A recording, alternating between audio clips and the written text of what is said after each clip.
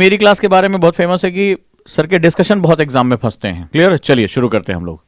तो अभी जैसा मैंने आपको बताया था कल, सबसे बड़ा वेटेज ज्योग्राफी का एनसीईआरटी में, हिस्ट्री, पॉलिटी और इकोनॉमिक्स 10% के आसपास ये हमारा डोमेन क्रिएट करता है। मेरी क्लास के बारे में वैसे भी बड़ा फेमस कोट होता है कि उजांग सर पढ़ाते पहले हैं, छपता बाद में है। तो अगर आप लोग मेरे साथ चलना शुरू हो जाएंगे तो आपको लगेगा कि एनसीईआरटी बहुत छोटा है, एक बहुत बड़ा डायमेंशन हम यहां अपनी क्लास में क्रिएट करने जा रहे हैं। चलिए हम बात करते हैं भूगोल के बारे में। ज्योग्राफी हेडिंग डालो, ज्योग्राफी। LWMI नोट्स, कल मैंने आपको बताया था 4 प्रोसेस में अंडरस्टैंडिंग डेवलप होती है। कॉज एंड इफेक्ट को क्रिएट करना, प्रोसेस, फंक्शन जो हमारे लिए बहुत इंपॉर्टेंट होता है, और सीक्वेंस यानी कि उसकी क्रोनोलॉजी को समझना बहुत जरूरी होता है। अंडरस्टैंडिंग को जानने के लिए 4 आयाम, किसी भी तथ्य के 4 आयामों को बारे में जानना आपके लिए बहुत बहुत आवश्यक होता है। तो कल की क्लास में आपको पता चल गया होगा कि ये जो 2000 पन्ने हैं, ये जो आपका एनसीईआरटी का गट्ठर है, उसमें से हमें अपने काम की चीज को कैसे निकालना है। तो अगर वो क्लियर है तो अब हम आज चलते हैं। मैं हमेशा इसी फॉर्मेट में ही आपसे बात करूंगा। कम से कम, LWMI का मतलब होता है लेस वर्ड मोर इंफॉर्मेशन, यानी कम से कम शब्दों में ज्यादा से ज्यादा जानकारियां इकट्ठा करने का जो मेथड है वो होता है LWMI। चलिए, तो हम लोग अब इसके साथ, आप मेरे साथ ये साथ साथ ड्रॉ करते रहेंगे।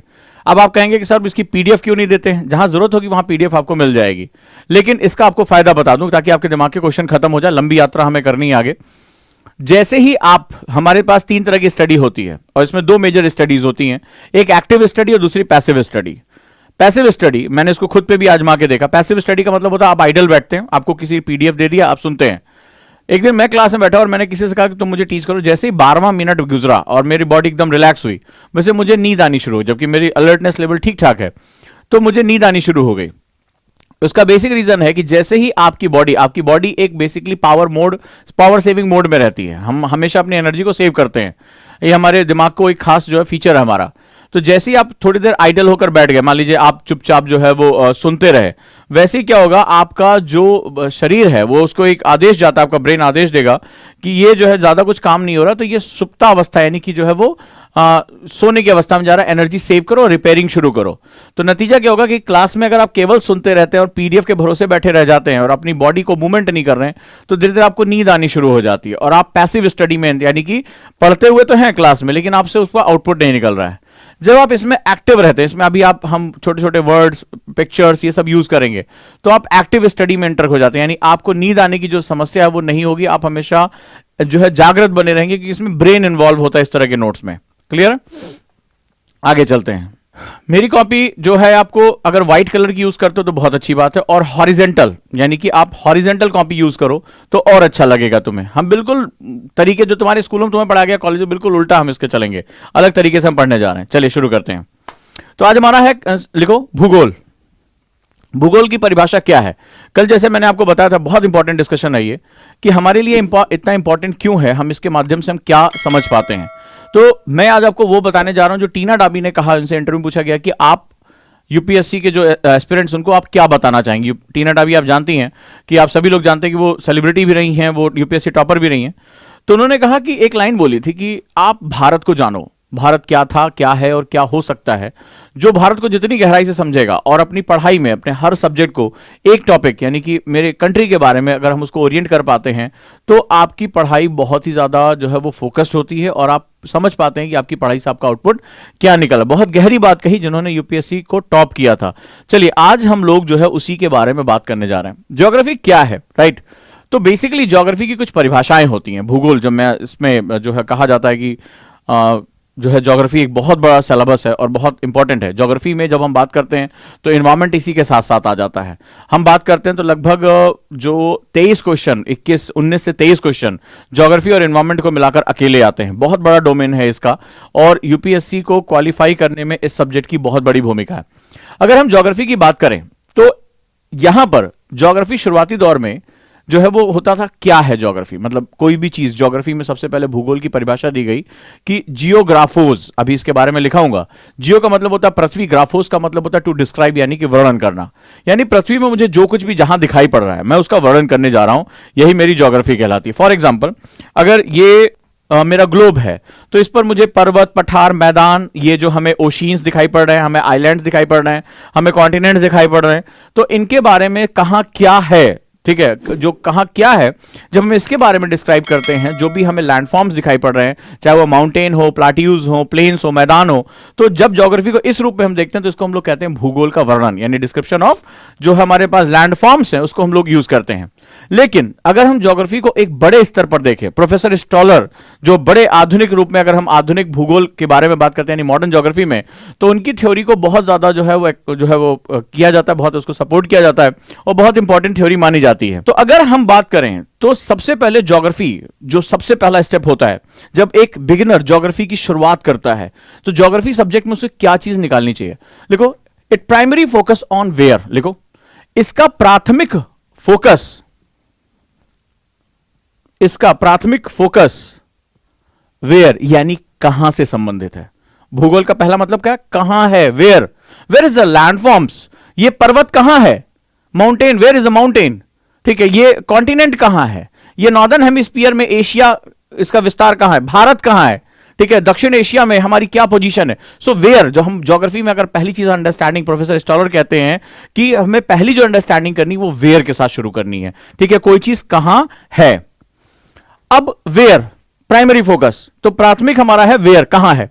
कहां का मतलब होता है, जैसे हम बात करते हैं जलराशि यानी वाटर बॉडीज कहां है, तो अगर हम बात करें तो हम अक्सर हमने पढ़ा होगा कि हमारी 73% इस ग्लोब में वाटर बॉडीज हैं। ये हमारा 73% जो है वो जल की राशियों के रूप में है। क्या समुद्रों में ही केवल जल है, ग्लेशियर के रूप में जल नहीं है? वाटर जो है वो फ्रोजन फॉर्म में, यानी पीने का पानी जो साफ है वो हमें ग्लेशियर्स के रूप में है। आज हम क्यों, अगर आप न्यूज़पेपर उठा के देखो, जलवायु परिवर्तन को लेकर इतनी बातें कर रहे हैं, हम बार बार कह रहे हैं कि आर्कटिक और अंटार्कटिक की हमारी ग्लेशियर पिघलनी नहीं चाहिए। अगर ये पिघल जाती है तो आने वाले समय में हमारे ना सिर्फ समुद्र स्तर का जो हमारा जल स्तर बढ़ जाएगा, हमें जो सी वाटर लेवल बढ़ जाएगा, इट विल राइज, साथ ही साथ हमारे लिए पीने का पानी का स्रोत खत्म हो जाएगा। लेकिन इसके साथ साथ आपने देखा होगा ढेर सारे इनलैंड सीज हैं, यानी कि छोटे छोटे सागर हैं। So what is the difference between ocean and sea, question लिखो, what is the difference between ocean and sea, आगे डिस्कस करेंगे, यहीं से हमारा काम शुरू होता है। लिखो, महासागर और सागर में क्या अंतर होता है, यूपीएससी इंटरव्यू में पूछा गया था ये, इसको लिखते जाओ, जहां बताऊंगा इसमें कुछ नया जोड़ना, जैसे अभी बताया ना, ब्लैक बोर्ड पे ऐसा क्वेश्चन नहीं है, अभी याद आ गया कि यूपीएससी में पूछा गया है, तो आप लिखिए what is the difference between ocean and sea, महासागर और सागर में क्या अंतर होता है। आगे चलकर हम इसका जवाब ढूंढेंगे। एक 10 पन्ने 15 पन्ने अलग कर लो, ये क्वेश्चन के लिए मैं बार बार क्वेश्चन लिखाता जाऊंगा, जो क्वेश्चन एग्जाम में आए हैं या आ सकते हैं वो मैं क्वेश्चन लिखाऊंगा।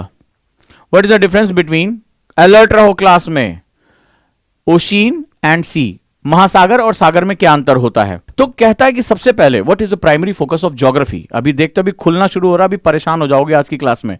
सबसे पहले जैसे suppose that we are finding two water bodies, क्योंकि अब ये तुम देखो भूगोल की खोज कौन कर रहा है, भूगोल का महत्व किसके लिए है। तुम एक ऑफिसर हो, सोच लो कल को तुम कलेक्टर बनने जा रहे हो, कुछ भी आप जो है वो एक बहुत बड़े विभाग के, मान लो ज्योग्राफिकल यूनिट के आप डायरेक्टर बनने जा रहे हो, तो सवाल है कि तुम्हें क्यों ये चीज चाहिए। मेरे जीवन के लिए जो बहुत इंपॉर्टेंट चीज है, मेरा डिस्कशन आप ध्यान से सुनना, इसको चाहो तो नोट डाउन करना।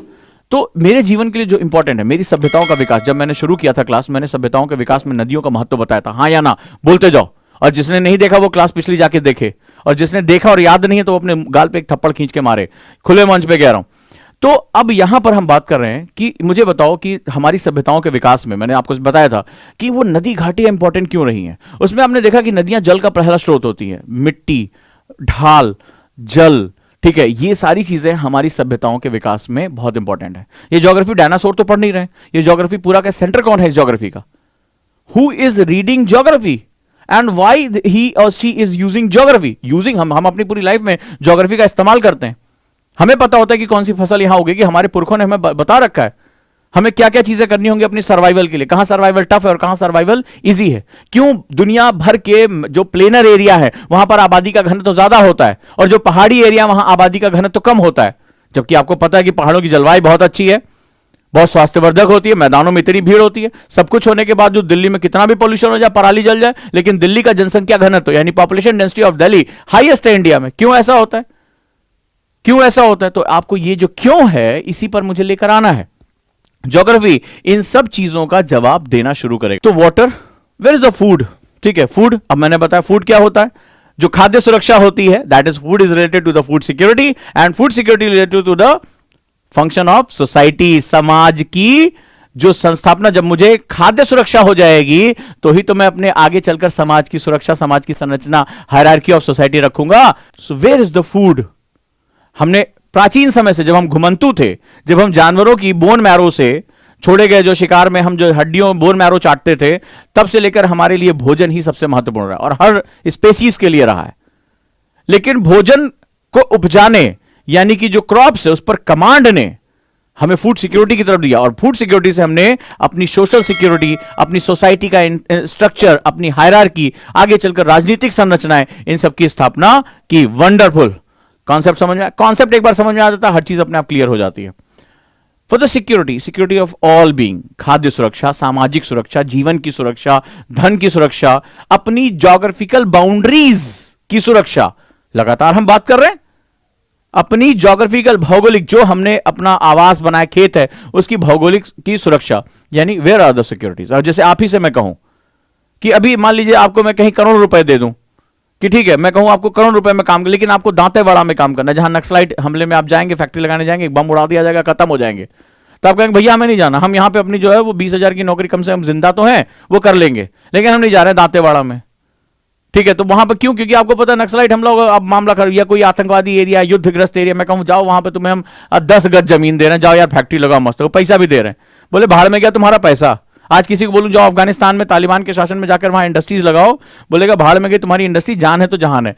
तो किसी भी ज्योग्राफी जो होता है वो सिक्योरिटी पर्पस तय करता है। याद रखिएगा, पेपर 2 में जियो पॉलिटिक्स में ये बहुत इंपॉर्टेंट कंसर्न है। ज्योग्राफी ही तय करेगा आईआर किस तरह से गवर्न होगा। बहुत इंपॉर्टेंट लाइन है, geography will define how the IR यानी इंटरनेशनल रिलेशनशिप विल गवर्न। लिख लो इस बात को, लिख लो, बहुत इंपॉर्टेंट है।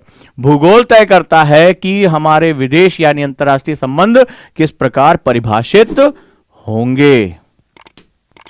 Geography will govern how our international relationship, Geography will decide how our international relationship will govern or will move। अब कहोगे सर इसका क्या मतलब हुआ? समझो इसका मतलब, तुम कुछ भी कर लो, तुम्हारे साथ पाकिस्तान की बाउंड्री शेयर होती है।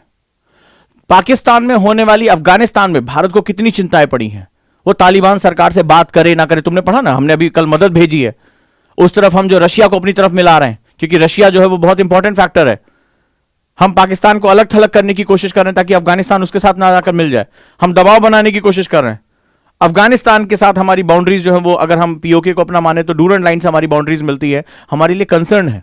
पाकिस्तान में कोई भी अतिवाद, बांग्लादेश में आपने देखा दुर्गा पूजा पंडालों में क्या हुआ, हमारे लिए बहुत नेशनल कंसर्न का विषय हो गया था। लेकिन मैक्सिको में कुछ हो रहा है, चिले में कुछ हो रहा है, वेनेजुएला में कुछ हो रहा है, उससे ज्यादा हम कंसर्न नहीं हो रहे हैं। क्यों? क्योंकि हम पाकिस्तान बांग्लादेश के साथ अपनी ज्योग्राफिकल बाउंड्री शेयर करते हैं। तो मैक्सिको के संबंध में हमारी विदेश नीति अलग होगी और पाकिस्तान और बांग्लादेश के साथ हमारी विदेश नीति बिल्कुल अलग होगी। क्लियर है? राइट। हिंदी में क्वेश्चन है कि किस प्रकार भूगोल भू राजनीति को निर्धारित करता है। भू राजनीति को निर्धारित करता है। 2 क्वेश्चन हुए आज हमारे। क्लियर है? देन वी सिटीज, शहर, प्राचीन समय से ही वो शहर नदियों किनारे, सिंधु घाटी सभ्यता नदियों किनारे क्यों बसी? अब तो आप बिल्कुल आराम से जवाब दे सकते हो। राइट, सिटीज, शहर। तो हम इनकी लोकेशन फाइंड आउट करते हैं। ट्रेड, व्यापार, हम किस तरह से ट्रेड करते हैं। चाइना का मैक्सिमम ट्रेड साउथ चाइना से होता है क्योंकि वो ओशियन पोर्ट है। कभी भी आप चले जाओगे नॉर्थ में, उसका उतना ज्यादा ट्रेड नहीं हो रहा है क्योंकि वो लैंडलॉक्ड है, वो भूमियों से अवरुद्ध है। समुद्र होना बहुत इंपॉर्टेंट है। कहा गया है कि अगर चाइना के पास अमेरिका जैसे पोर्ट होते, अमेरिका का मैप उठा के देखो, एक तरफ उसका अटलांटिक महासागर है और एक तरफ प्रशांत महासागर है, 2 महासागर, और वो पूरी दुनिया से व्यापार कर सकता है। इसीलिए अमेरिका जो है वो क्या हो जाता है, वो अगर आप ध्यान से देखेंगे तो वो पूरी दुनिया में ये दोनों तरफ से व्यापार करने के योग्य हो जाता है। और यही कारण है कि उसके पास इतनी तूती बोलती है। दुनिया में सबसे ताकतवर नेवी किसकी है? जल्दी बताओ, दुनिया में सबसे ताकतवर नेवी किसकी है? The country who has the most powerful navy and that is called, इसको एक शब्द के साथ परिभाषित किया जाता है। आज तुम्हें कई चीजें पढ़ाता हूं, इतने क्वेश्चन आज करा दूंगा कि मजा आ जाएगा तुम्हें। दुनिया की सबसे पावरफुल नेवी यूएस के पास है, अमेरिका जिसे आप लोग कहते हैं, United state of America, and that is called, उस नेवी को क्या कहा जाता है? जिसकी भारत को भी बड़ी इच्छा है कि वो भी आने वाले समय में उस शब्द के लिए जाना जाए। Are you aware? मेंस का क्वेश्चन करा देता हूं, मेंस का क्वेश्चन करा देता हूं। क्या जानते हो कि अमेरिका की नेवी को क्या कहा जाता है? हर चीज का एक जियोपॉलिटिकल नेम होता है, कोई मुझे बता सकता है? मेंस का क्वेश्चन रहा है ये, ब्लू वाटर नेवी। न्यूज़पेपर में तुमने पढ़ा होगा blue water navy. What is blue water navy? ठीक है, हिंदी में भी इसको ब्लू वाटर नेवी लिख लेना, नीले जल की नेवी, या ब्लू वाटर ही लिखना है, इसको ब्लू वाटर ही यूज करते हैं, ब्लू वाटर या blue water power. What is the blue water navy and why American navy is most powerful? आज हम कितनी चीजें सीखने जा रहे हैं। Why this is known as blue water navy? Because blue water navy की सबसे खास बात होती है कि वो अपने पोर्ट यानी अपने बंदरगाह को छोड़ने के बाद वो एक ऐसे बड़े बड़े उसके पास जो है शिपयार्ड्स होते हैं, बड़े बड़े जो शिप होते हैं कि उसपे वो एयर और लैंड स्ट्राइक और वाटर स्ट्राइक तीनों कर सकती है। It has the capability of air strike, यानी कि इस पर जो है वो एयरक्राफ्ट कैरियर आपने सुना होगा, जहां पर आपने देखा होगा समुद्र के बीच ही जो है वो लड़ाकू जहाज जो है वो लैंड कर जाते हैं, तो दोनों एयरक्राफ्ट कैरियर कहा जाता है, यानी एयर अटैक। इसके साथ इतने बड़े बड़े ये होते हैं, जैसे अमेरिका का 7वां बेड़ा, जो उसका 7वां बेड़ा है वो इतना ताकतवर माना जाता है कि अगर वो किसी समुद्र के अंदर घुस गया या किसी देश के, तो वो देश को निपटा सकता है। ठीक है, इसके साथ साथ इसकी सबमरीन जो है एटॉमिक सबमरीन यानी परमाणु अटैक करने में सक्षम सबमरीन होती हैं।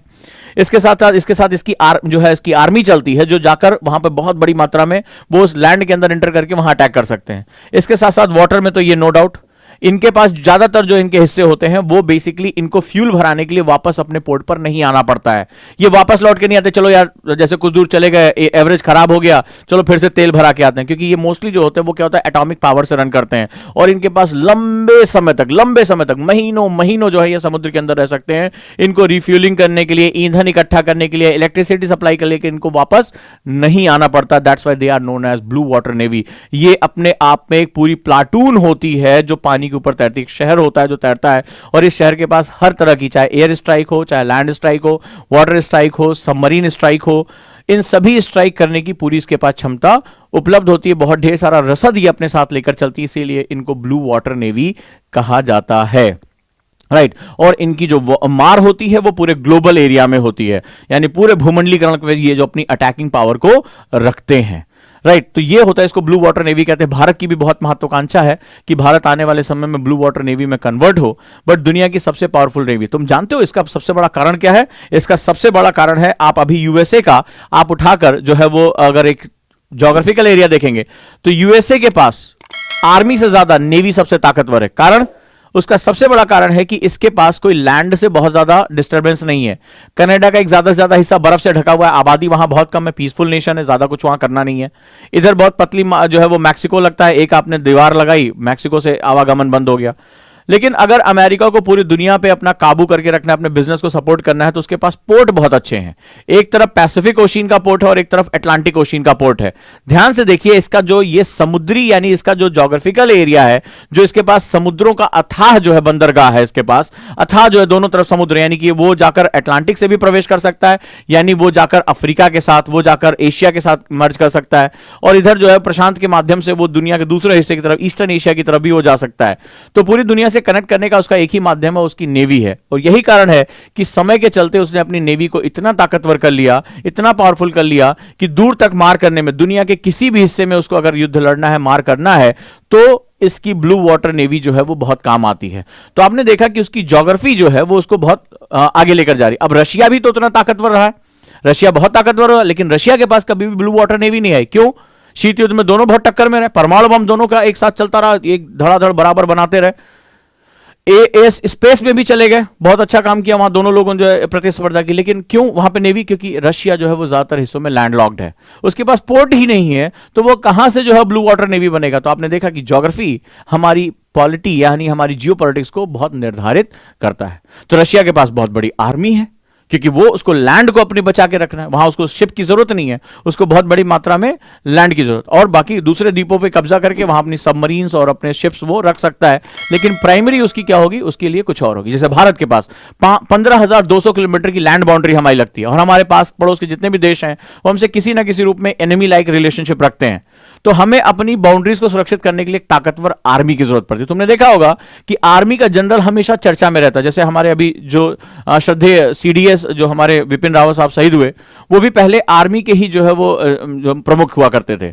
और हमने देखा कि नेवी और एयरफोर्स को आप कभी कभी चर्चा में सुनते होंगे, नेवी हमारे यहाँ 3rd नंबर पे आती है कई बार, सेनाएं तीनों बराबर है, लेकिन आपने देखा होगा जो प्रमुखता दी जाती है, जो संख्या बल है, यानी टोटल नंबर ऑफ आर्म्स जो हमारे लोग हैं, वो हमने देखा होगा हमारी आर्मी में ज्यादा है। तो अब आपको समझ में आ गया होगा कि जियोपॉलिटिक्स और ज्योग्राफी जो होती है वो हमारी बहुत सी चीजों को तय करती है। So blue water navy mains में आया था, याद रखिएगा क्या होता है। इसके पास air attack, land attack, water attack, submarine attack, हर तरह की सुविधा होती है। फ्यूल का इनफाइनाइट कंजप्शन, इसको यूज कर सकते हैं, इसको वापस बार बार जो है अपने लैंड, अपने पोर्ट पर वापस आने की जरूरत नहीं होती है। क्लियर?